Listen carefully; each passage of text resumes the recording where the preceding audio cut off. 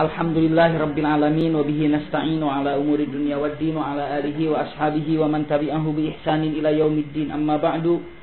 Allahumma la sahla illa ma ja'altahu sahla wa anta taj'alul hazna idza syi'ta sahla. Rabbana yassirna wa la tu'assirna. Allahumma inna nas'aluka hubbaka wa hubba man yuhibbuka wa hubba amalin yuqarribuna ala hubbika bi rahmatika ya arhamar rahimin. Amin ya rabbal alamin. InsyaAllah kita akan melanjutkan perjalanan yang selanjutnya. Setelah kita mengetahui lahirnya Rasul Sallallahu Alaihi Wasallam, kita akan masuk ke satu judul yang disebut dengan Tufulatur Rasul Sallallahu Alaihi Wasallam. Artinya masa kanak-kanak Rasulullah sampai masa remaja Rasulullah Sallallahu Alaihi Wasallam. Kita sudah tahu di minggu yang lalu Rasulullah disusui oleh seorang perempuan dari Bani Iya, namanya Halimah As-Sa'diyah. Dan kita sudah tahu kenapa alasan-alasannya Rasul Shallallahu Alaihi Wasallam harus disusukan ke orang lain. Beberapa alasan sudah disampaikan. Dan sekarang ini pun kita sudah tahu Rasulullah dikembalikan kepada pangkuan ibunya. Siapa ibunya? Aminah. Ya. Rasulullah dikembalikan ke pangkuan ibunya Aminah ketika usia berapa tahun? Kepada ibunya 2 tahunan. Iya. Sekitar 2 tahun Rasulullah kembali ke pangkuan ibunya atau 2 tahun lebih. Berapa lama Rasulullah di pangkuan ibunya? Sampai Rasulullah usia 6 tahun. 3, 4, 5, 6. Berarti 4 tahun Rasulullah bersama ibunya. Bagaimana kehidupan Rasulullah bersama ibunya? Subhanallah, kehidupan Rasulullah bersama ibunya fi asyaddil faqr, dalam arti kata miskin. Ya, jujur Rasulullah bersama ibunya tidak termasuk orang yang berada, juga tidak termasuk orang yang menengah, namun cukup, ya dibilang cukup. Untuk yang namanya cukup atau tidak itu kan urusan hati ya. Ada 100.000 kadang-kadang cukup, kadang-kadang ada misalnya 1 juta, kadang-kadang kurang. Yaitu urusan hati semuanya. Subhanallah, namun Rasulullah dengan mengatakan, ya makan pagi tidak siang, makan siang tidak sore. Seperti itulah kira-kira Rasulullah kehidupannya bersama ibunya. Rasulullah ini bersama ibunya ditemani oleh pembantu ibunya. Namanya siapa? Ummu Aiman. Jadi kalau dalam hadis ataupun Ummu Aiman itu adalah pembantu dalam arti kata yang sering mendampingi Aminah. Dan yang sering mendampingi Rasulullah ketika kecil. Saat Rasulullah menginjak umur 6 tahun, ibunya Rasulullah mengajak Rasulullah untuk menengok keluarga dari ibunya yang berada di kota Madinah. Subhanallah. Ini seolah-olah Allah ingin mengajarkan, kamu nanti akan ke Madinah, lihatlah olehmu situasi Madinah ini. Jadi ada bayangan, nanti kan Rasulullah akan hijrah ke mana? Ke Madinah kan? Maka dikenalkan ketika Rasulullah usia berapa tahun? 6 tahun. Subhanallah. Dipersilakan usia 6 tahun. Rasulullah berangkat sama ibunya. Diperlihatkan karena ibunya Rasulullah dibesarkan di mana? Di Madinah. Bapaknya Rasulullah dibesarkan di kota Mekkah. Kita harus tahu itu. Maka subhanallah, rahasia daripada kenapa Rasulullah 6 tahun harus berkunjung ke Madinah bukan hanya sekedar ingin tahu di mana kuburan bapaknya. Bukan itu tujuan utamanya. Walaupun alasan di dalam kitab Sirah Nabawiyah untuk apa? Berziarah ke kuburan bapaknya. Tapi sesungguhnya tujuannya bukan itu. Untuk apa? Mengenal keluarganya yang di kota Madinah. 1. Yang kedua, mengenal situasi kota Madinah. Karena nanti Rasulullah akan berangkat ke Madinah. Hijrah. Jadi Allah perkenalkan. Jadi tidak buta-buta amat gitu. Ketika nanti harus hijrah ke Madinah. Dilihat, oh Madinah begini, oh keadaannya begini. Saat Rasulullah 6 tahun. Sepulangnya Rasulullah dari kota Madinah di perjalanan, setelah ziarah ke makam bapaknya, di perjalanan tidak jauh setelah Rasulullah berziarah dari makam bapaknya, diperkenalkan, ini loh kematian bapakmu, di sini kuburannya. Tidak lama dari itu ibunya sesak nafasnya di pangkuan Rasulullah dan ibunya wafat di samping Rasulullah. Subhanallah, 6 tahun sudah diperlihatkan kematian ibunya. Rahasianya apa? Allah ingin mengajarkan kepada Rasulullah, engkau ini tidak usah terlalu sibuk memikirkan dia. Semua manusia akan mati. Sebabnya hanya Allah yang tahu engkau akan dididik, akan dijadikan seorang nabi dan rasul. Kematian ini satu hal yang hak, yang pasti. Lihat di depan matamu, ibumu wafat mendadak. Dalam arti kata, tidak sakitnya panjang, hari itu sakit, hari itu wafat. Diperlihatkan, diuji, diberikan pelajaran, ujiannya apa? Sedih. Pelajarannya apa? Kematian ini bisa menjemput kapan saja. Subhanallah. Untuk isbat, ketetapan. Dengan mengatakan, kematian itu satu hal yang harus. Diajarkan ketika usia Rasulullah berapa tahun? 6 tahun. Bunda. Siapa yang menggali untuk kuburan ibunya? Berdua. Rasulullah bersama Ummu Aiman. Subhanallah. Jadi, walaupun ini Rasulullah masih kecil usia 6 tahun, tapi ada beberapa pendapat para ulama, minas sunnah. Kalau orang tua meninggal, yang menggali kuburnya itu siapa? Anaknya. Adakah sekarang yang menggali kubur anaknya? Menggali kubur ada khusus kan? Minimal trek ngukur, kadang-kadang nggak cuma terlalu sudah siap kuburannya. Seperti itu. Padahal ketika anaknya lahir, ibunya kasurnya aja diemplek-emplek biar enak, gitu kan? Apa dibikin ayunan biar anak itu tidur. Siapa yang menyiapkan tempat tidur anak kita ketika lahir? Ibu bapaknya kan. Sekarang ini kuburan ini tempat tidur bapaknya, ibunya. Siapa yang buat? Orang lain. Subhanallah. Jadi tolong diperhatikan juga di sini, Rasulullah menggali, lalu dimasukkan jenazah ibunya, dikubur, dilatih. Jadi betapa sedihnya Rasulullah berangkat dari Madinah bertiga, dari Mekah bertiga, pulang perjalanan hanya berdua dengan Ummu Aiman. Ketika Rasulullah sudah kehilangan ibunya, selama 4 tahun bersama ibunya tercinta, Rasulullah diambil alih asuhnya oleh siapa? Kakeknya. Siapa kakeknya? Abdul Muttalib. Siapa Abdul Muttalib ini? Abdul Muttalib ini adalah seorang yang sangat-sangat berwibawa. Orang yang dikatakan pemimpin orang Quraisy. Jadi kalau di Mekah ini Bunda, ini indah sekali.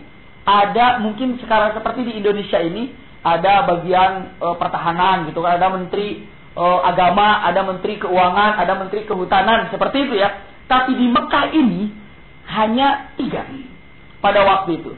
Ada yang bertanggung jawab untuk pertahanan. Jadi kalau ada peperangan ada yang menjawab, ada yang mengatur. Itu dari kabilah siapa? Ada yang mengatur dari sistem untuk haji dan umroh. Ya.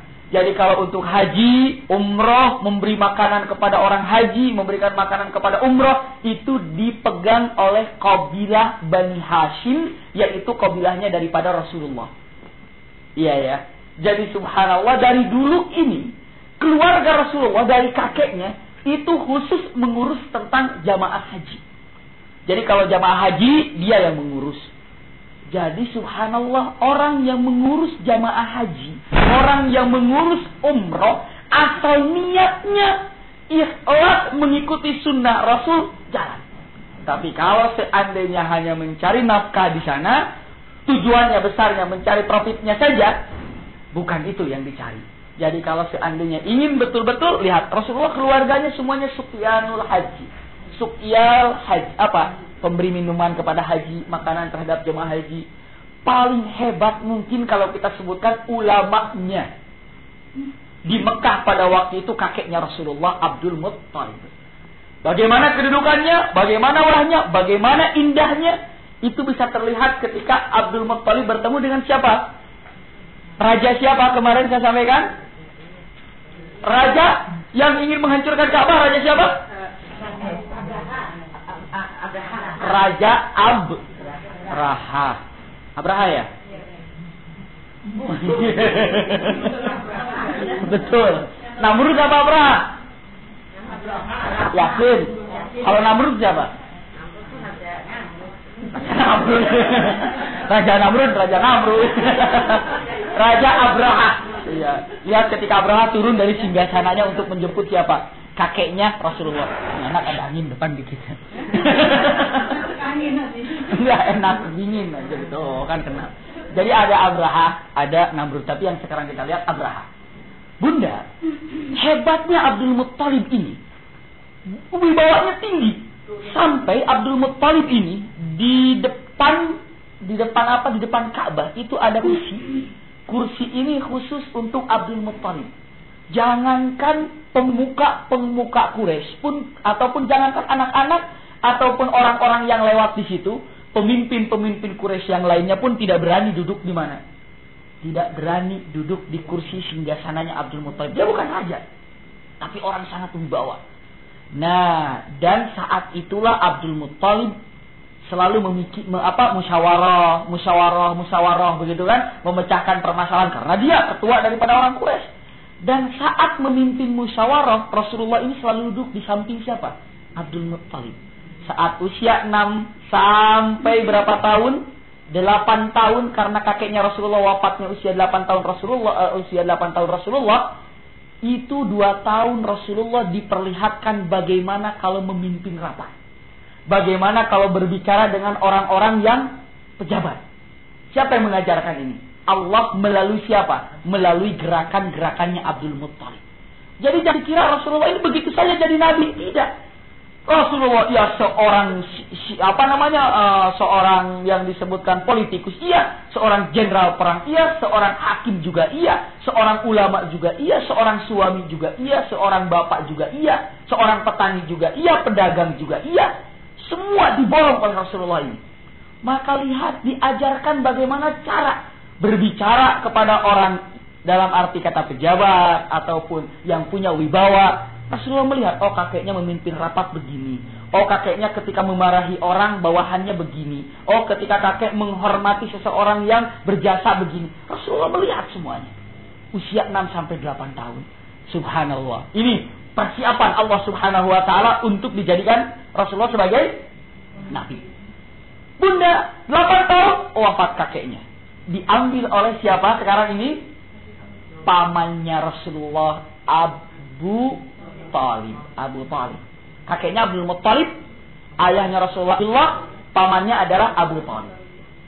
Bunda, Abu Talib ini anaknya banyak. Banyak anaknya. Ada yang mengatakan anaknya itu 14, ada yang mengatakan anaknya itu 11, penting banyak. Kedudukan Abu Talib, pamannya Rasulullah, itu tidak jauh berbeda kedudukan dengan kakeknya Rasulullah. Jadi ketika kakeknya Rasulullah wafat, naiklah pamannya Abu Talib. Singgasana ini dipegang oleh Abu Talib. Tapi pun kan tidak menjamin orang pemimpin kalau jujur misalnya, ya tidak menjamin jadi kaya. Makanya Abu Talib ini termasuk orang kelas menengah ke bawah, miskin, apalagi banyak anaknya. Lihat bunda, Rasulullah di situ sudah usia 8 tahun, menggembala kambing, menggembala sapi untuk akram. Akram itu apa?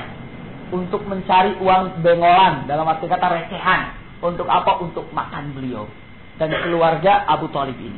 Sampai Rasulullah ini kalau orang Arab kan kalau makan, Abu Talib ini kalau memberi makan, kasih tangan yang gede, masukkan nasinya ataupun apanya, bluk ke sana. Setelah itu panggil anaknya, gitu. Datang semuanya makan, lahap semuanya. Jadi satu apa? Satu tampan. Rasulullah merasa tidak enak. Usianya sudah 8 tahun ataupun sudah 10 tahun dengan mengatakan, masa saya harus berebutan dengan orang-orang yang masih kecil ataupun sebadan ataupun udahlah kasihanlah daripada orang lain nanti lapar, lebih baik saya yang lapar. Jadi Rasulullah ini ketika hujum makan, Rasulullah tidak makan. Dia melihat kalau ada sisanya baru beliau makan. Maka Rasulullah ini sering setiap harinya berada dalam lapar. Jadi lihat, kenapa Rasulullah ini berada dalam kefakiran, kemiskinan? Allah didik karena nanti engkau pun akan mengalami seperti ini. Harus terbiasa. Miskin. Makan pun seperti itu. Jadi kalau makan pagi, Rasulullah diam saja. Kalau sudah selesai makannya, ada sisanya dikumpulkan Rasulullah. Baru dimakan. Maka wajar kalau seandainya makan Rasulullah ini tidak pernah ada yang tersisa kan. Selalu habis. Karena belajar dari kecil kalau Rasul itu menghabiskan bekas-bekas orang. Tapi jangan lagi parasman, saya nggak makan, cari yang bekas aja. Ini bekas, ini bekas. Jangan seperti itu.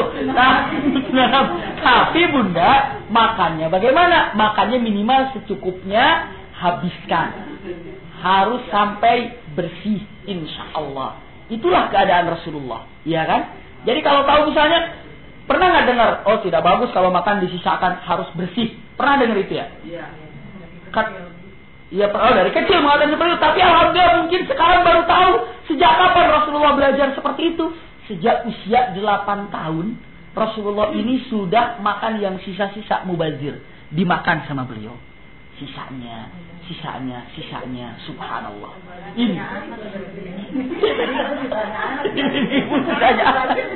Baru seperti ini baru. Makanya kalau mau anak-anak kan mau belajar, kadang-kadang saya begini, kita mau misalnya beli es krim gitu kan, mau beli es krim, anak juga mau beli es krim. Kalau beli 2, misalnya kan nanti takut nggak habis. Akhirnya kita mengalah kan, kalau anak bekas kita nggak mau, kita beliin dulu, tunggu aja sampai dia kalau nggak habis, ya baru kita ambil. Kadang-kadang kalau makan di mana gitu ya, apa di mana misalnya, kalau makan apalagi yang ngambil-ngambil, kita cuma nasinya aja. Lauknya tunggu dari anak-anak. Jadi yang penting kita bawa gratis-gratis aja dulu. Kangkung gitu kan. Eceng gitu. Tunggu aja dulu itu. Setelah anaknya habis, ambil kepalanya, ambil ininya, habis semuanya. Iya, teori seperti itu. Ya misalnya, emang semuanya pengalaman kita sayang gitu kan. Ambil itu, ambil ini. Nah subhanallah, Rasulullah sudah mulai seperti itu. Sejak kecil, Bunda. Subhanallah, mari kita saksikan pengalaman yang sangat indah ketika usia Rasulullah 12 tahun. Kan dia sudah mengembala 8, 9, 10, 11, 12. Karena minas sunnah, Rasulullah mengatakan, ma min nabiyyin illa wara'ahul ghanam. Tidak ada seorang nabi pun yang Allah utus ke muka bumi ini kecuali dia menggembala, pernah menggembala. Semua nabi, tidak ada kecuali semuanya pernah menggembala. Nabi siapa? Semuanya. Karena Rasulullah mengatakan tidak ada satu nabi pun yang Allah utus ke muka bumi ini kecuali semuanya pernah menggembala. Punten pernah nggak menggembala? Alhamdulillah, enak Bunda kalau menggembala. Kebetulan kita dulu punya punya kambing, bukan punya saya, punya pesantren. Ya kita gembalain gitu kan. Oh asik Pak gembala itu, top aja pokoknya mah. Menggembala. Kenapa? Bunda subhanallah. Itu saya ada kisah sedikit gitu ya. Di pesantren kita ini mungkin tertua di Jawa Barat, 1917 berdirinya. Sudah lama pesantren itu. Itu subhanallah kakek rahimahullah, anak-anak itu dididik oleh mereka menembak. Tembak-tembakan. Dulu pakai ketepel. Harus tepat, belajar semuanya. Terus dididik berenang. Terus dididik naik sepeda, belajar. Itu yang ngajarin itu guru-guru ngaji. Setelah itu belajar nyuci baju. Nyuci baju belajar. Belajar bikin nasi. Belajar bikin itu, bikin ini. Termasuk diajarinya menggembala. Jadi makanan-makanan kambing yang akan membuat kambing sakit ini tidak boleh, rumput ini dijadikan dengan rumput ini. Kambing ini tidak boleh minum dulu sebelum makan. Kalau sudah makan dia kenyang, jangan dulu kasih minum, setelah setengah jam baru kasih minum. Itu diajarin oleh kakek-kakek kita dulu gitu. Karena apa? Karena ini sunnah. Subhanallah. Kenapa kalau menggembala ini ada beberapa untungnya Rasulullah. Pertama, sabar. Iya kan? Sabar. Menggembala ini ada nggak kambing ketika menggembala misalnya nunggu ada kambing datang tiba-tiba ngomong udah kenyang balik yuk. Ada nggak begitu? Nggak ada. Kambing nyelonong aja. Dan subhanallah, sabar. Pertama, suruh berangkat kan sabar. Yang kedua, perhatikan mana ada yang hilang nggak? Ada yang hilang nggak? Mana sejauhnya ke sana, sejauh ke sana. Subhanallah, inilah sudah dididik bagaimana menjadi seorang pemimpin. Satu, sabar. Kedua, ada yang nggak suka ya di sini. Ada yang kabur nggak kambing? Itulah. Subhanallah. Setelah itu yang ketiga. Lihat kambing ini kalau sudah kenyang, jangan dulu jangan dulu dipulang. Harus dilihat, sudah kenyang belum? Sudah kenyang belum? Persis kalau seandainya seorang pemimpin ataupun seorang ulama ketika menyampainya, kira-kira ini dimengerti nggak kira-kira ya? Sudah paham nggak ya? Seperti itu. Makanya kalau diperhatikan seperti itu, banyak untung-untungnya. Keempat, tadabbur alam. Kalau menggembala kambing di rumah apa di luar? Di luar. Nggak ada menggembala kambing masukkan ke rumah semuanya. Wah, ada semua sukro di mana-mana nantinya kan. Semua hitam. Jadi ya sukro aja. Jadi subhanallah dia gembalakan di luar. Ketika menggembala di luar, duduk melihat, tadabbur, melihat keagungan alam, melihat keindahan alam. Inilah yang biasa dilakukan oleh Rasulullah. 12 tahun bunda, subhanallah. Rasulullah berkata kepada pamannya, wahai pamanku, saya ingin belajar berdagang. 12 tahun. Subhanallah, Rasulullah sudah dididik bagaimana cara berdagang usia 12 tahun. Karena nanti Rasulullah akan memegang harta yang begitu banyak yang dimiliki oleh siapa? Khadijah. Bagaimana cara memutarkan uang? Allahu Akbar. Ini Rasulullah ini. 12 tahun merengek-rengek sama pamannya. Pamanku, tolong dong ajak aku berdagang. Kata pamannya, kamu masih kecil, perjalanan jauh. Kita akan ke Syam. Rasulullah katakan, jangan, saya mau ikut. Sampai dia menempel di bajunya siapa? Pamannya. Jadi ketika pamannya mau ikut, nempel. Pokoknya mau ikut. Akhirnya diajak oleh pamannya, ayo kita berangkat untuk berdagang di Syam. Berjalan ke daerah Syam. Di perjalanan, melalui atau melewati, bukan singgah ya, tapi memang perjalanan itu lewat ke satu tempat yang namanya tempat ini tempat Ad-Dir. Satu tempat namanya bunda apa? Ad-Dir. Dir ini tempat apa? Dir ini adalah satu tempat di mana tempat itu tempat berkumpulnya orang-orang Nasrani.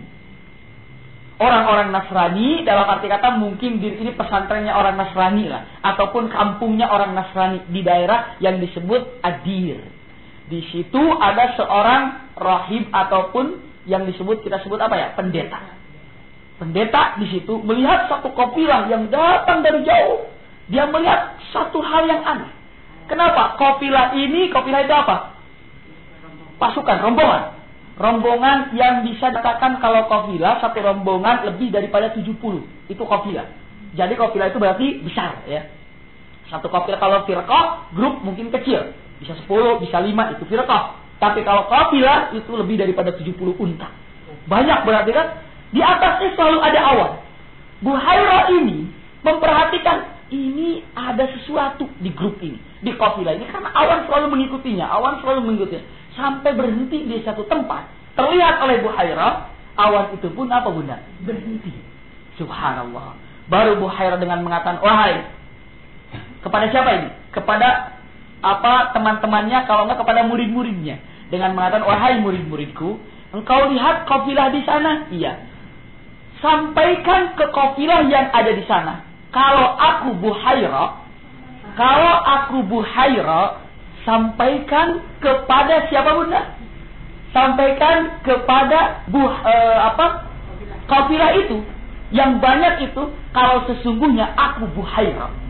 Terkenal Buhairah, seorang pemimpin Nasrani, mengundang mereka untuk makan. Ya, mengundang mereka untuk apa bunda? Makan bersama. Lalu yang di sini menyiapkan makanan, memasak. Lalu Buhairah mengutus seseorang dengan mengatakan untuk memanggil semua grup kafilah ini untuk makan sama-sama. Subhanallah, tidak boleh ada satupun yang tertinggal.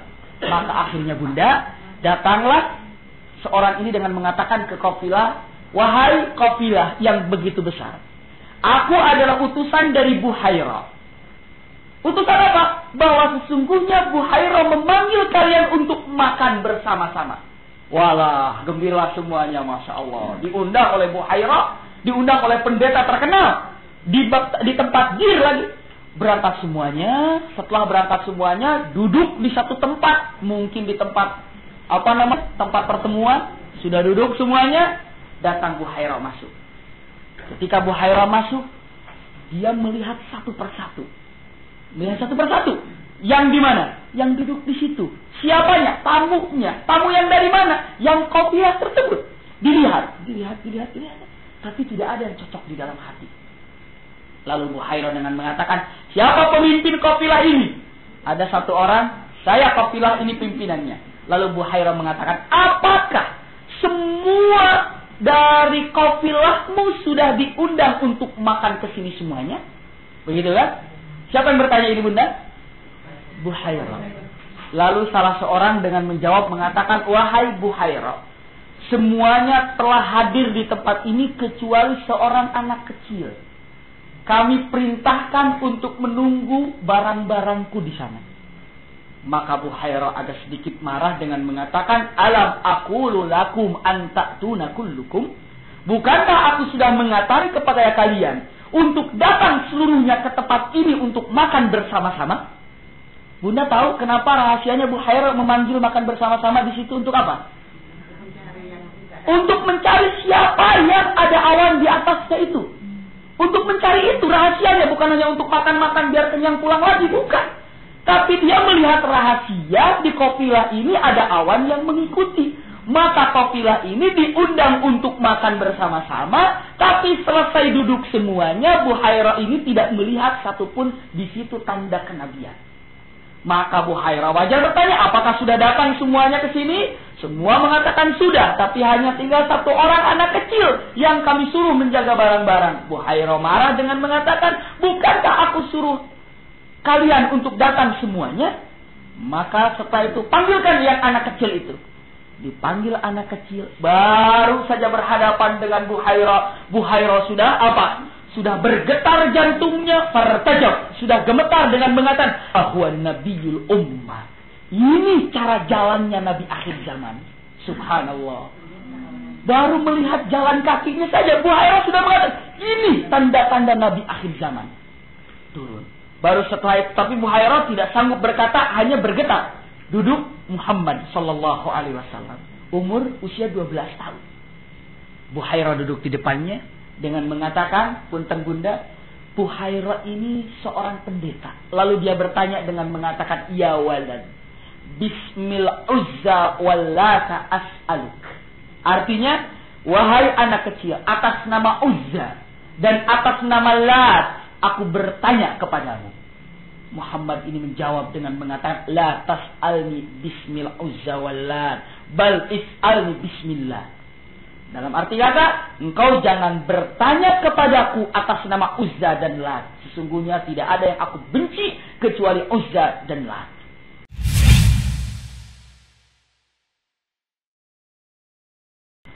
Bertanyalah kepadaku atas nama Allah.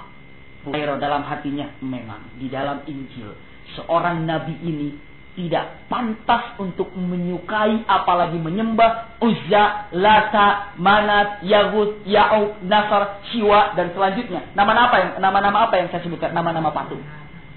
Lalu dengan mengatakan, luar biasa, anak ini 12 tahun sudah mengatakan, tanya saya atas nama Allah. Maka dengan mengatakan, as'aluka billah, aku akan tanya atas nama Allah. Siapa namamu? Ismi Muhammad.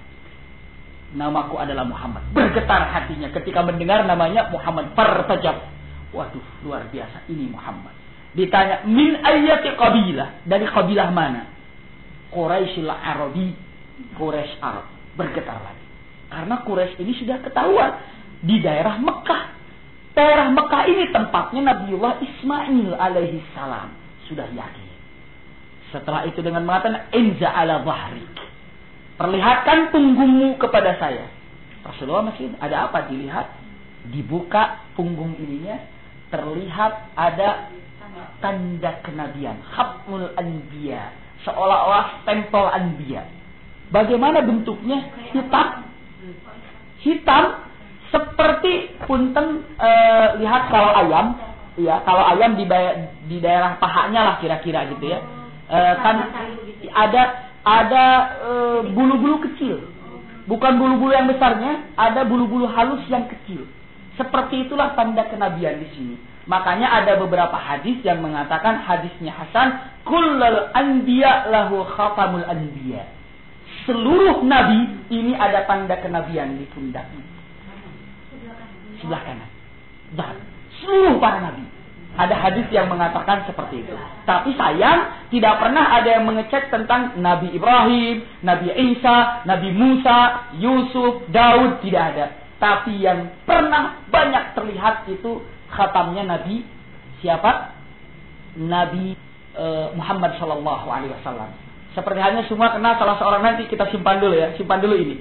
Kita agak jauh dulu ke belakang. Salman Al-Farisi, kenal? Salman Al-Farisi, jangan dikira Salman Al-Farisi ini orang yang tidak tahu tentang Nasrani. Dia orang yang dari Faris sudah banyak tahu tentang Injil.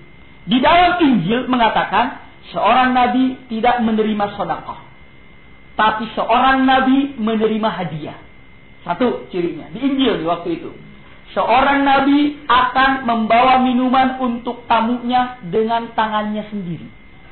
Jadi kalau ada tamu, seorang nabi ini tidak akan, ambilin air untuk si Anu. Tidak. Ini kan tidak. Tapi dia langsung ke dapur, bikin. Itu adalah tanda nabi. Dan seorang nabi akhir zaman, di sininya ada stempel nabi. Salman Al-Farisi. Salman Al-Farisi bertemu dengan Rasulullah, dia mau mengecek yang tiga ini. Pertama, coba saya mau berkunjung ke rumahnya. Kira-kira siapa yang bawa minuman air buat saya? Dia datang ke sana tiba-tiba, Rasulullah datang. Satu, benar. Pulang, tinggal dua lagi. Yang kedua, beliau datang dengan mengatakan, apa? Yang kedua ini saya mau membawa sedekah. Ya Muhammad, belum Islam Salman Al-Farisi. Ya Muhammad, ini ada sedekah buat Anda. Salman memberikan sedekah. Rasulullah mengatakan, fa inilah aqbalus sedekah. Saya tidak menerima sedekah. Kalau gitu sedekah ini saya sedekahkan lagi ya kepada si fulan disedekahkan. Benar. Besoknya lagi dia membawa hadiah dengan, ya Muhammad, ini adalah hadiah dari saya. Rasulullah mengatakan, fa innal hadaya qubiltu. Kalau hadiah aku terima. Hari keempat dia bingung mau melihat apa? Umumnya bagaimana melihat tandanya? Lalu duduk mengatakan, Rasulullah datang, Salman, bagaimana kabarnya? Sehat ya Muhammad, ya. Nih, kamu mau lihat ini kan? Nih, lihat nih. Tidak, dia minta dari apa? Rasulullah sudah tahu melalui wahyunya. Kalau kedatangan Salman yang keempat, sesungguhnya minta diperlihatkan ini. Tapi bagaimana mau bicara? Makanya Salman pas duduk, Rasulullah datang. Hal kayak Salman, bagaimana kabarnya hai Salman? Baik ya Muhammad. Sebentar, kamu mau lihat ini kan? Tuh, lihat tuh. Percaya sekarang. Jawabannya asyhadu an la ilaha illallah wa asyhadu anna Muhammadar Rasulullah. Masuk Salman Al-Farisi. Disitulah masuknya Salman Al-Farisi Islam. Subhanallah. Masih kenal lagi Abdullah bin Salam? Abdullah bin Salam ini adalah seorang pemegang Taurat yang kuat. Bukan pemegang Injil lagi ya. Taurat yang cukup lama. Dia melihat di Taurat ini, dia paham benar tentang Taurat.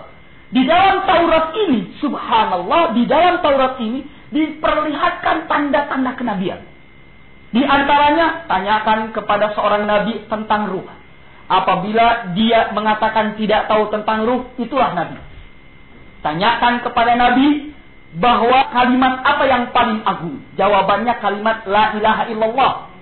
Yang selanjutnya, tanyakan kepada nabi apa yang diucapkan apabila mendapatkan musibah. Di dalam Taurat jawabannya, katakanlah innalillahi wa inna ilaihi raji'un. Begitu kan? Tanyakan kepada nabi dengan pertanyaannya apa? Pertanyaannya, apakah nabi-nabi yang selanjutnya juga menyampaikan tentang la ilaha illallah? Begitulah kira-kira. Dan lihat daripada perkataannya selalu jujur, kelakuannya selalu benar, itu akhlaknya semuanya. Nah, Abdullah bin Salam ketika mendengar Muhammad datang ke mana? Ke Madinah. Beliau siapkan pertanyaan dengan anaknya sibuk. Anaknya dengan istrinya. Dengan mengatakan, mungkin begini bahasanya. Wahai istriku, anakku, sebentar lagi Muhammad datang. Memangnya kenapa? Aku tahu yang namanya seorang nabi itu, aku tahu. Kenapa? Nih, aku hafal benar Taurat. Jadi aku akan tulis beberapa pertanyaan untuk saya tanyakan kepada Muhammad. Apabila jawabannya seperti ini, dia nabi dan kita akan bersyahadat. Bagus, tulis Pak. Misalnya kalau bahasa kita, pertanyaannya ditulis sama Abdullah bin Salam. Pertanyaannya 1, pertanyaan 2, pertanyaan 3, pertanyaan 4, sampai 14 pertanyaan. Disimpanlah pertanyaan ini, dibawa sama dia. Ketemu dengan Rasulullah. Pas ketemu dengan mengatakan, Rasulullah mengatakan, Abdullah bin Salam. Langsung dia menegur. Bagaimana kabarmu? dengan mengatakan, baik. Setelah itu anaknya nunggu bapaknya mau bertanya kan? Istrinya nunggu anaknya mau bertanya kan? Baik, baik ya Muhammad, baik. Mematap tanpa berkedip Abdullah bin Salam. Mematap. Setelah itu, ada apa Abdullah bin Salam? Dia mengatakan, asyhadu an la ilaha illallah wa asyhadu anna Muhammadar Rasulullah. Kata anaknya, Pak, belum ditanya Pak. Kata bapaknya, aku lihat wajahnya, wajah jujur. Aku lihat wajahnya, wajah tidak berbohong. Apa yang harus tanyakan? Aku nggak perlu dengan pertanyaan ini. Subhanallah, lihat. Abdullah bin Salam, seorang pemuka orang Yahudi melihat wajah Rasulullah, pertanyaan sudah dibawa, melihat terpesona. Ada apa engkau Abdullah bin Salam? Asyhadu an la ilaha illallah. Selesai anaknya, Pak, kenapa tidak ditanya ibunya? Pak, tanya dulu dong. Kamu tidak lihat wajahnya ini wajah jujur? Apa yang harus dipertanyakan? Ini sudah yakin Muhammad Rasulullah. Subhanallah. Kalau sudah yakin seperti itu, makanya wajah Rasulullah ini luar biasa. Kita kembali sampai di mana tadi kita simpan?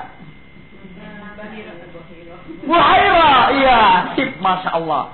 Setelah itu dengan mengatakan ini adalah anak pasti seorang nabi. Lalu Buhaira ini berdiri dengan mengatakan kepada kafilah yang hadir, ya kafilah Arab, wahai kafilah yang datang dari Arab ini, yang 70 kafilah ini, dengan mengatakan, man mas'ulu hadzal walad. Siapa yang bertanggung jawab dengan anak ini? Kepada siapa maksudnya? Kepada Rasulullah. Ditunjuk, siapa bertanggung jawab dengan anak ini? Muhammad ini siapa yang bertanggung jawab di antara kalian? Abu Talib mengatakan, ana ya Buhaira, aku yang bertanggung jawab atas anak itu. Lalu Buhaira dengan mengatakan, maza akrabun laka ilaik. Ini, anak ini, apanya kamu? Bisa dipahami ya? Ini apanya kamu anak ini? Gitu. Iya. Lalu setelah itu Abu Talib mengatakan, huwa ibni. Ini adalah anakku. Buhaira mengatakan, kadzabta wallah, kamu bohong. Ini bukan anakmu. Subhanallah. Setelah itu Abu Talib mengatakan, huwa ibnu akhi. Itu adalah anak saudaraku. Ya, ini adalah anak saudaraku, yaitu Abdullah. Lalu setelah itu Buhaira dengan mengatakan, mata tuwfiya aba, kapan meninggal bapaknya? Lalu Abu Talib menjawab, ketika dia di dalam perut ibunya. Langsung Buhaira dengan mengatakan, al-an laqad sadaqtu. Sekarang jawabanmu ini benar. Kenapa dikatakan benar? Laqad wurida fi Injil. Aku sudah tahu dalam Injil, seorang nabi tidak akan dilahirkan kecuali bapaknya nanti sudah wafat dan akan diurus oleh pamannya. Subhanallah. Dibesarkan oleh pamannya. Maka aku yakin ini adalah seorang nabi. Dan di dalam kitab Injil juga telah tertulis bahwa seorang nabi ini akan singgah di Dir ini. Calon nabi ini akan singgah di Dir. Maka kami dari Buhaira Nasrani selalu menjaga di tempat ini. Kenapa? Karena nanti Nabi akhir zaman akan singgah di sini. Sekarang, huwa Nabiyul Karim. Ini adalah calon Nabi yang akan datang. Tapi maaf, rahasia ini sudah diketahui oleh para Yahudi. Saya yakin tidak lama lagi Yahudi akan datang mencari Muhammad untuk dibunuhnya. Maka sebelum Yahudi datang, pulangkan Muhammad. Jangan kau bawa ke Syria atau jangan bawa ke Syam. Subhanallah. Setelah itu semuanya kagum dan setelah itu baru diutus oleh seseorang atau pembantunya Abu Talib, Rasulullah diantar pulang ke Mekah. Saat itu juga selesai makan, pulang. Subhanallah bunda, tidak lama beberapa menit saja Rasulullah pulang, tiba-tiba datang orang berkuda. Semuanya blok datang dengan mengatakan, ahum min qabilatul Arab. Apakah yang di sini adalah kabilah Arab? Iya. Mengatakan, apakah di antara kalian ada yang namanya Muhammad? Subhanallah. Yahudi langsung datang dengan mengatakan, tidak ada, jangan bohong. Turun oleh salah seorang yang ingin tahu, kan Yahudi juga tahu tanda-tanda kenabian. Dia melihat di antara kabilah Arab ini tidak ada yang tanda-tanda kenabian. Setelah itu mereka pulang lagi. Kemana? Ke daerah Yahudi. Lalu bunda, Ditanya pamannya Abu Thalib ini bertanya kepada Buhairah, itu Yahudi mau ngapain datang ke sini mencari Muhammad? Untuk dibunuh. Subhanallah. Jadi pada saat itu Rasulullah seolah-olah secara syariat diselamatkan oleh seorang Buhairah. Tapi Buhairah yang ala millati Ibrahim, mengikuti daripada Isa dan Ibrahim dan Musa, dalam arti kata tidak menduakan Allah. Itu makanya ada satu buku ataupun dalam kalimatnya Unitarians, masih mengesahkan Allah. Ya sekarang aja sudah berantakan mulainya. Zaman Rasulullah masih kuat, Nasrani itu masih bagus. Seperti Waraqah bin Nawfal, Islam dalam arti kata ahli surga walaupun mati dalam keadaan Nasrani, tapi Nasrani yang lurus, masih dalam keadaan baik. Seperti mungkin saya sudah menyampaikan dulu ketika pertama kali masuknya agama Nasrani ke Arab, ya masih ingat ya, agama Yahudi masuk ke Arab melalui, kalau orang Nasrani masuknya adalah salah seorang budak dari Afrika namanya Finium, masih ingat semuanya. Mudah-mudahan lupa. Tapi mudah-mudahan ingat pasti lupa, makanya saya balik, mudah-mudahan lupa pasti ingat insyaallah. Bunda, kita lanjutkan pulang Rasulullah kemana? Ke kota Mekah. Nah, usia Rasulullah 12 sampai usia Rasulullah kita sebut dulu 20 tahun. Apa yang dikerjakan oleh Rasulullah? Allah menjaga dari segala macam hal kesuciannya. Pertama, Rasulullah tidak pernah terlihat auratnya, Bunda. Tidak pernah terlihat auratnya. Laki-laki auratnya sebenarnya sini sampai lutut. Bunda perlu diketahui, di zaman Arab jahiliyah, maksudnya di Arab itu, waktu di Arab, Bunda, sesungguhnya waktu di Arab, di zaman waktu itu, sudah terbiasa laki-laki perempuan tanpa busana. Sudah, paling cuma ya bagian pentingnya saja yang ditutupi. Itu laki perempuan seperti itu. Di zaman Arab. Bunda, apa mereka tidak tahu kalau itu jelek? Tahu. Tapi kenapa tidak ada uang untuk membeli kain? Tidak ada uang untuk membeli baju. Maka Rasulullah bajunya yaitu kain sarung. Rasulullah ini sejak usia seperti itu, apa yang dia gunakan? Kain sarung yang mana digulung, diikat sampai lutut. Itulah Rasulullah. Jadi jangan dikira Rasulullah ini baju. Setelah Rasulullah dengan Siti Khadijah saja, ataupun setelah Rasulullah usia sudah bisa mencari uang lebih banyak aja, mungkin usia 20 tahun saja, Rasulullah bisa berpakaian seperti ini. Wallahu a'lam. Tapi kalau melihat dari usia Rasulullah 14 tahun, Kutubus Syiar mengatakan Rasulullah berpakaian kain sarung yang sampai lutut. Apa kerjaannya Rasulullah? Mencari uang setelah dia menggembala, setelah dia berdagang. Kalau berdagang kan ada waktu-waktu tertentu. Berangkat, begitu kan? Tapi Allah tidak izinkan Rasulullah untuk keluar. Tapi harus di dalam, berarti harus mencari nafkah di dalam. Iya ya? Apa di dalam? Berarti menggembala. Setelah itu apa? Rasulullah kerja kuli bangunan. Sepertilah kira-kira. Apa yang dia kerjakan? Memukul batu sehingga dicetak batu ini seperti batu bata begitu kotak, dia angkat. Diangkat seperti itu. Makanya kalau diangkat batu kena ini apa yang akan terjadi? Lecet kan? Lecet semuanya. Maka para pekerja bangunan itu sudah biasa, kain yang biasanya dipakai untuk menutupi bawah, dia tidak bergunakan, tapi dia lipat, disimpan di sini untuk tidak sakit membawa batu. Tapi Rasulullah tidak, sampai teriris-iris berdarah untuk mengambil batu tersebut. Subhanallah. Iya. Setelah itu Zubair ibn al-Awwam, pamannya Rasulullah, dengan mengatakan, "Ya Muhammad, wahai Muhammad, lima la takhla izaruka wa tadau ala katifaik." Kenapa kamu tidak lepas saja izar kamu dan simpan di sini? Agar terlindungi. Rasulullah, oh iya ya, benar juga ya. Rasulullah akan membuka, tapi Allah tidak mengizinkan. Saat itu pingsan Rasulullah. Subhanallah. Dipingsankan. Diangkat ke pinggir, sudah lama bangun lagi. Ada apa? Kamu tadi pingsan. Angkat lagi. Setiap ada awal kamu ini, gak pakai otak sih Muhammad. Angkat itu celanamu, dalam arti kata simpan di sini. Biar tidak sakit. Baru, oh iya ya, dibuka pingsan. Sampai 3 kali mau dibuka pingsan. Satu, Allah lindungi auratnya tidak pernah terlihat. Wallahu akbar, luar biasa. Yang kedua, sudah jelas kalau masalah minuman khamar Rasulullah tidak suka, ya. Yang ketiga, sudah jelas peribadatan Rasulullah kepada apa namanya? Uzza, umur 12 tahun saja Rasulullah mengatakan, wallahi ma akrahu alal ardi illa uzzalat manat yaghus ya'uq nasr, dan selanjutnya, demi Allah tidak ada yang paling aku benci di muka bumi kecuali yaghus ya'uq nasr, dan selanjutnya pun Allah lindungi telinganya daripada nyanyi-nyanyian lagu. Rasulullah tidak pernah.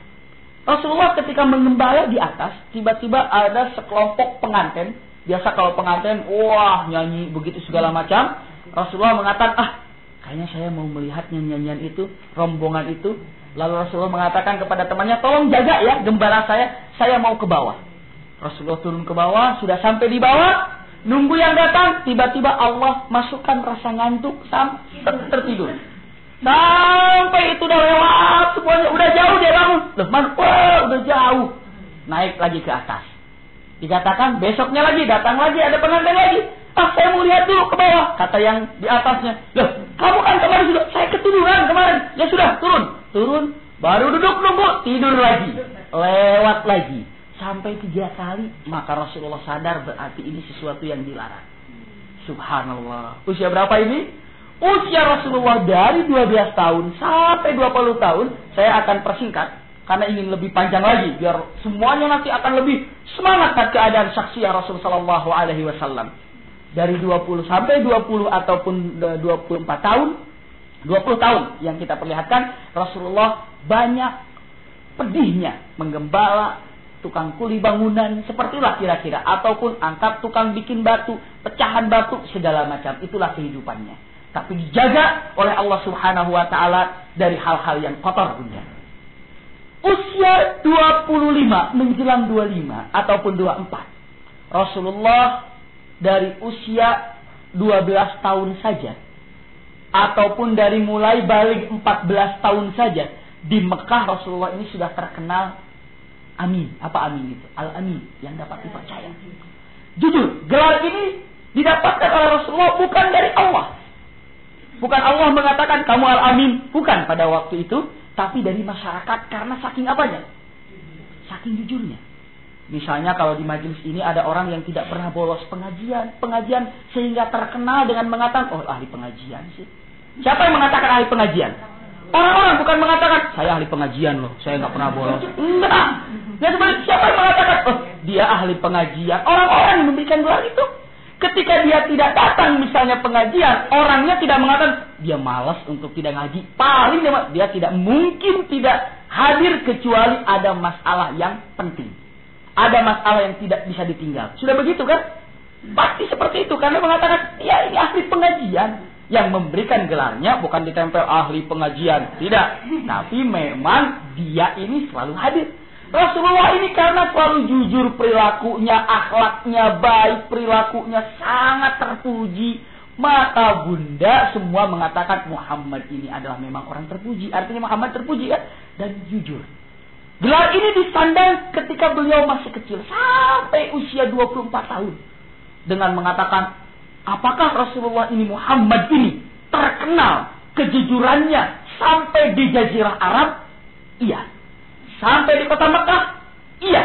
Terkenal di kota Mekah bunda. Punten bunda kalau ingin mengatakan apa buktinya Muhammad terkenal di kota Mekah kalau dia orang yang jujur. Subhanallah. Kalau seandainya di Cinere ini terkenal ada orang yang jujur gitu ya.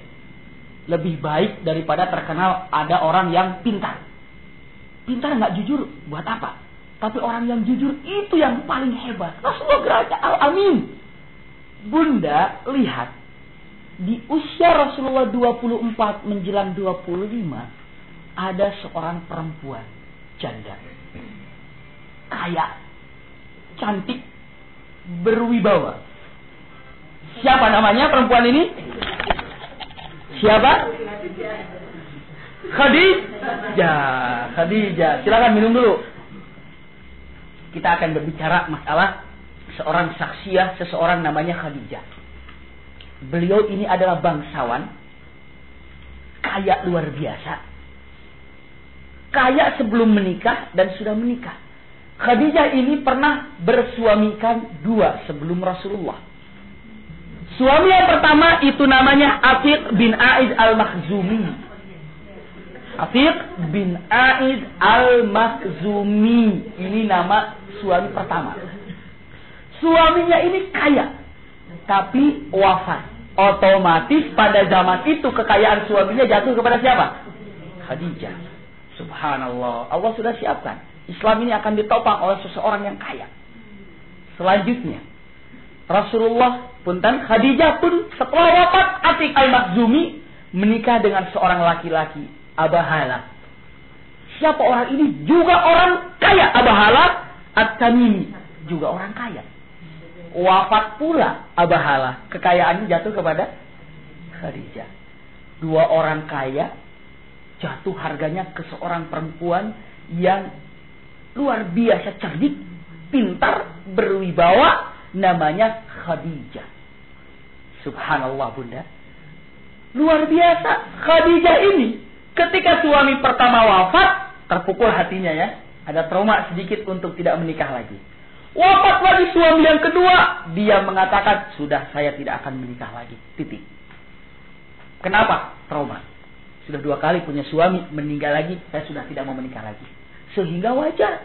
Orang-orang bangsawan Yaman, bangsawan bunda, orang-orang terkenal di Yaman, para saudagar, para orang-orang kaya datang meminang Khadijah. Khadijah mengatakan, maaf, saya tidak akan menikah lagi. Datang lagi saudagar-saudagar Arab, orang-orang terkaya di Arab, orang Mekah sendiri pun ditolak. Cantik iya. Subhanallah, semua orang-orang ini mau Khadijah. Orang-orang kaya, pejabat semuanya ditolak oleh Khadijah. Saya tidak mau menikah lagi. Maaf. Subhanallah. Inilah, lihat Khadijah. Luar biasa. Tidak mau menikah. Dan Khadijah ini tidak mau selingkuh. Di rumah saja kerjaannya. Namun hartanya diwakilkan, atau mungkin zaman sekarang ada sekretarisnya. Nama sekretarisnya ataupun sahabat dekatnya yang memutarkan uangnya, siapa namanya? Maisar. Cemae. Maisar namanya. Cemae. Karena saya punya keluarga namanya Maisaro, dipanggilnya Cemae gitu kan. Jangan sudah jadi riul. Maisaro bagus-bagus jadi Cemae. Bimae, iya kan, seperti itu Cemae gitu. Jadi namanya Maisaro. Subhanallah. Siapa Maisaro ini? Orang yang sangat dekat dengan Khadijah. Sahabatnya. Khadijah ini bunda tidak pernah keluar di rumah kerjaannya. Paling ada yang ngontrol, melihat bagaimana pembukuan, bagaimana ini. Sekarang dagang kemana, sekarang dagang kemana. Yang mengaturnya ini adalah Maisarah. Bayangkan bunda, bagaimana terkenalnya Muhammad, tenarnya Rasulullah, di mana di Mekah ini dengan Al-Amin. Khadijah ini dengan mengatakan, wahai Maisarah, atadkurina wa atasma'ina bismi rajulin Muhammad Amin, itu kalimatnya. Maisarah, kita kan sudah lama berdagang ini. Bukan, apakah engkau pernah mendengar yang dibicarakan orang? Termasuk saya tahu. Saya yang tidak pernah keluar saja tahu. Saya yang tidak pernah keluar saja tahu kalau di Mekah ini ada seorang laki-laki yang namanya Muhammad Al-Amin. Muhammad yang dapat dipercaya. Kamu pernah dengar nggak orang itu? Ini pertama kalinya ini. Subhanallah. Maisarah mengatakan, oh, siapa yang tidak kenal dengan Muhammad Al-Amin? Semua kenal Muhammad ini yang dapat dipercaya. Bunda, ketenaran Rasulullah, keterkenalan Rasulullah, Khadijah saja tahu yang tidak pernah tahu keluar. Subhanallah. Bunda, selesai apa yang terjadi. Selanjutnya bunda, kita lanjutkan.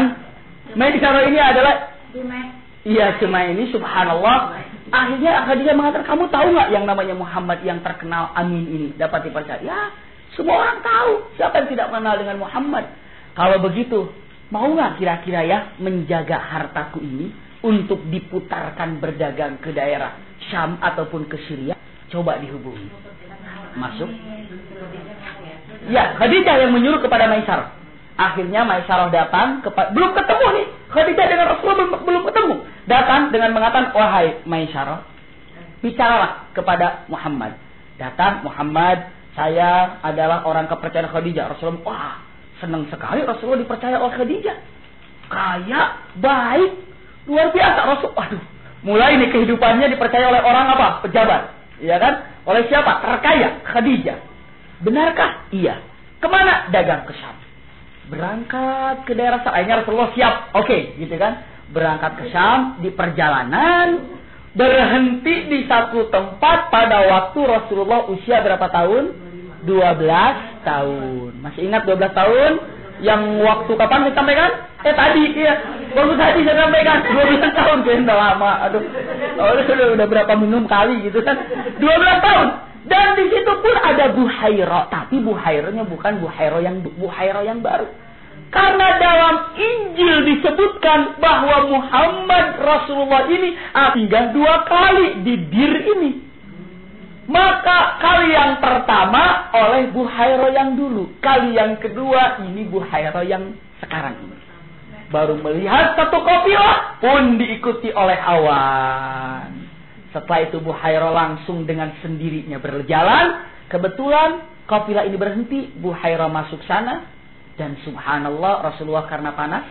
Berjalan Rasulullah agak jauh sedikit. Dan Rasulullah duduk di mana? Duduk di bawah pohon yang sangat rindang. Subhanallah. Lalu Buhairah datang dengan mengatakan, Man ma'ahadzar rajul.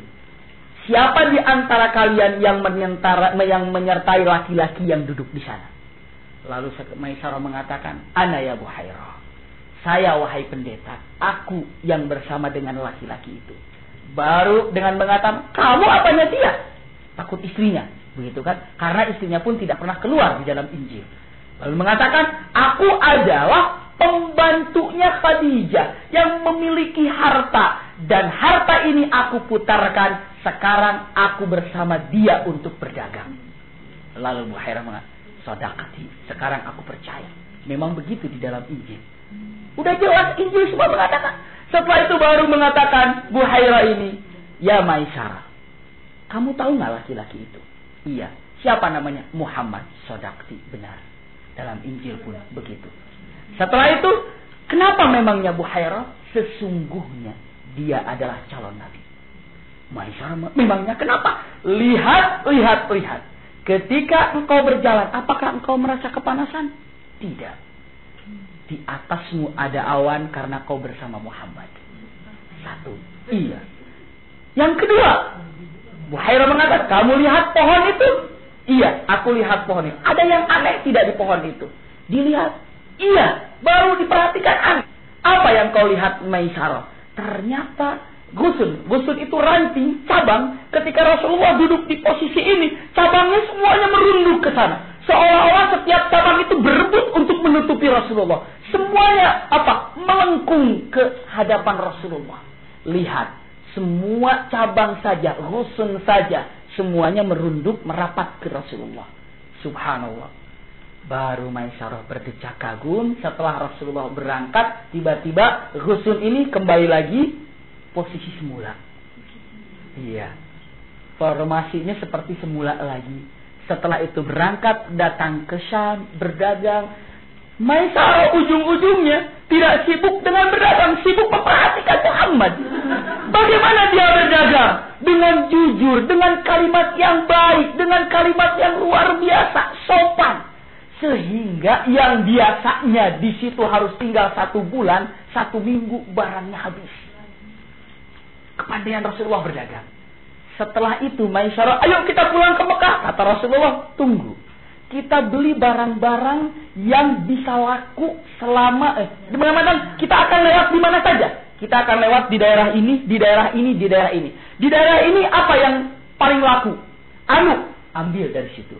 Dari mana? Dari Syam. Daerah ini apa yang laku? Ambil ini, beli. Di daerah Mekah apa yang paling laku? Ini, dia beli. Jadi barangnya itu dia beli di Syam. Selama di perjalanan berdagang di sini habis, berdagang di sini habis, sampai kota Mekah habis, sampai Khadijah mengatakan diberikan uangnya. Untungnya Khadijah mengatakan paling besar berkali-kali lipat keuntungannya daripada seorang yang jujur, pintar, Muhammad sallallahu alaihi wasallam. Kamu Khadijah, selama aku berdagang, menyuruh siapapun tidak pernah seuntung ini. maka bonusnya pun besar kepada Rasulullah. Tapi belum bertemu dengan Muhammad Khadijah. Setelah itu bertanya, mungkin kepikiran Khadijah ini, wahai Maisarah, bagaimana sih Muhammad itu berdagangnya? Baru Maisarah, wah orangnya baik, orangnya begini. Disitulah ranjau-ranjau masuk kepada Khadijah. Dilanjutin. Ada hal-hal yang masuk ke dalam hatinya. Mulai Khadijah ser. Penasaran laki-laki ini siapa? Laki-laki ini dari mana? Laki-laki ini jujurnya bagaimana? Hebatnya bagaimana? Sehingga Bunda Khadijah dalam kesendirian, Maisarah, kapan berdagang lagi bersama Muhammad? Selalu bertanya Muhammad. Sangat berkesan sekali dengan kebaikannya. Baru dengan mengatakan, ya Khadijah, Maisarah pintar. Khadijah, apa kamu nggak mau menikah lagi? Khadijah mengatakan, memangnya kalau kamu menyuruh saya menikah, siapa pendapatmu yang pantas dengan saya? Maisarah mengatakan, kayaknya ya Muhammad. Khadijah mengatakan, waduh enak saja Muhammad. Orangnya Muhammad itu jujur. Muhammad ini terkenal di Mekah orang jujur, pintar, muda lagi. Aku ini janda. 2 kali lagi nikahnya. Tapi Maisarah mengatakan, saya tidak nanya itu, mau tidak? Begitu. Lalu Khadijah mengatakan, ya kalau dia mau, tapi saya minder, kata Khadijah. Ya bagus, kalau mau, dabbirli amr. Artinya, berikan masalah ini kepada saya. Nah, setelah itu baru Maisarah datang. Ya, combelannya. Maisarah datang, tapi tidak langsung kepada Rasulullah. Namun datangnya kepada temannya, keluarganya Rasulullah. Namanya siapa? Nafisah. Ada Nafisah, bisa dicari nanti Nafisah. Katakan, wahai Nafisah, bagaimana keadaan Rasulullah begini, sudah ada calon, belum, sudah yakin? Baru datang kepada Rasulullah dengan mengatakan sambil bercanda, ya Muhammad, ala tatazawwaj. Kamu kenapa belum menikah? Apa kamu nggak mau menikah? Rasulullah menjawab, polos saja. Lau indi mal, tatazawwaj min ba'id. Kalau aku punya harta, aku akan menikah sejak dulu. Sudah menikah sejak dulu. Baru perempuan ini tidak sabar Maisarah ini dengan mengatakan, hal adulluk ala bumali wadu nasab wadu jamal.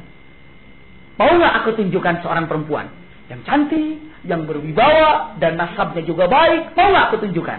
Rasulullah mengatakan, siapa? Man? Lalu Maisarah, Khadijah. Rasulullah kaget, Khadijah. Wa mali bi Khadijah tarfudu ahlu Makkah wa kibaru Arab. Apa hebatnya aku dibandingkan dengan Khadijah? Orang-orang pemuka Quraisy, orang saudagar Yaman, orang kaya sana sini, semua ditolak oleh Khadijah, apalagi saya. Begitu. Maisarah dengan tampil, kalau kamu mau, urusannya saya yang ngurus. Nah Bunda, sampai di sini dulu. Jadi insya Allah Bunda, hari ini kita selesai bahwa Rasulullah ini, bagaimana Rasulullah menikahnya? Apakah dalam keislaman atau tidak? Itu ya. Selanjutnya, setelah menikah, bagaimana wahyu pertama? Dan setelah itu, bagaimana Rasulullah indahnya dengan Khadijah? Setelah itu, bagaimana Rasulullah menyebarkan dengan rahasia? Bagaimana cobaannya? Nanti Rasulullah hijrah. Insya Allah kita akan bertemu lagi di minggu yang akan datang. Jazakumullah khair. Terima kasih banyak. Syukran ala husni istimaikum. Assalamualaikum warahmatullahi wabarakatuh. Kita sama-sama membaca kafaratul majlis. Subhanakallahumma bihamdika asyhadu an la ilaha illa anta astaghfiruka wa atubu ilaik.